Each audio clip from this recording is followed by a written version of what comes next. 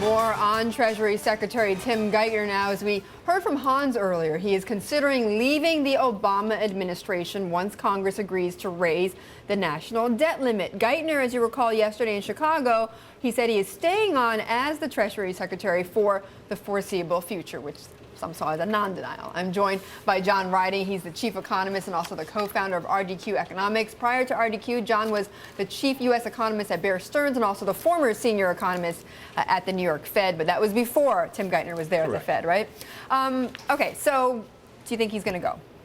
Oh, I don't know. I just make the observation that Treasury Secretaries come and go. Clinton had 3 Treasury Secretaries, Lloyd Bentsen, Bob Rubin, and then Larry Summers.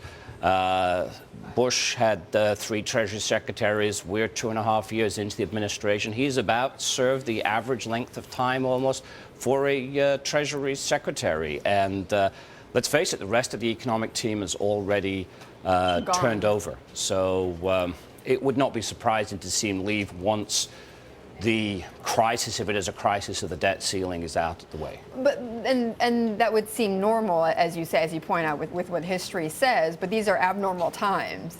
Well, these are abnormal times, but one cannot really say that the administration has had great success in handling the economy.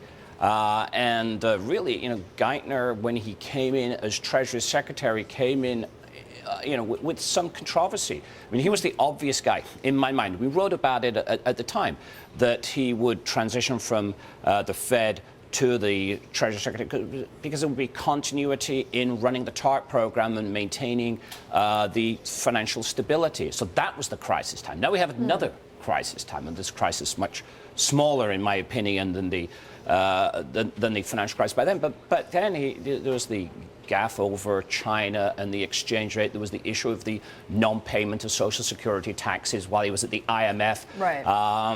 And a lot of calls from the Republicans for his departure at that time. So it's not really surprising that he would seek to move on to pastures new while his capital, in a sense, is high to cash in on the position. But John, I mean, he's been one of the, one of the real anchors of Obama's economic team. He's been very close to the president. He's consulted him, very closely on all these economic issues. So it must be some sort of blow, though, if he was to leave, right?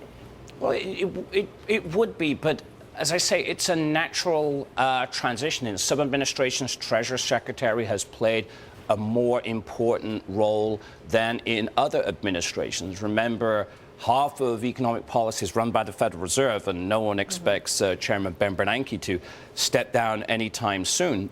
But there has been a good working relationship between Treasury and the Federal Reserve, and that, I suppose, is important in terms of policy coordination and also in terms of the broader financial stability. Remember, one of the big things that's yet to be done is to sort of write the details of all the financial regulations that came out of the financial re-regulation bill last year, where much of the detail work is yet to be done, and things are still coming out, how much capital banks have to have, and so on and so forth. So, there is a continuity issue here, but as I said, it's nothing that other administrations haven't faced. Right, they've dealt with the same situations. Now, if he were to leave, and Hans was giving out some names that some people were just bandying about, Roger Altman, Gene Sperling, perhaps, and Erskine Bowles, who do you think would make a proper fit then for Treasury Secretary now? Well, if you would, I'm not going to name names, but if you were to say name principles, I think what this economy really needs is someone to guide tax reform. We've talked about tax simplification for years.